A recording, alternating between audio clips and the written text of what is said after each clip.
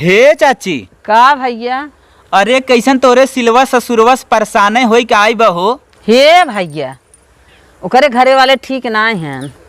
इतनी अच्छी लड़की पतन कौने घरे ले गऊ फेंकियाऊ। जब देखा तब परेशान ही रहा था। एखे हमरे बहन निर्मलवा बा, देखा कितने हाव भाव से रहा था। अगर कौनो जरूरत हमहू सबको पड़त न, 1,50,000 हमहू सबके देत है। अच्छा ये बतावा भैया। हाँ माई पूछा। तो हाँ ससुरारी जा था। अरे माई हम सब शान पे मरी थे, शान पे। ससुरारी वसुरारी कतई ना जाई। जवन हमार बुढ़ऊ हैं, अगर भात ओत खाए बिदा बोले ही तो शान से जाब, नाही तो लखब न।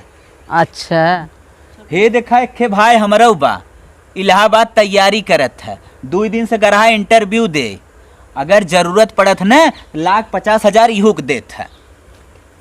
अरे भैया हम इंटरव्यू ना दे गे रहे। तब कहाँ गए रहे? छोटका सरवा 50,000 रुपये मांगे रहा, दे गे रहे।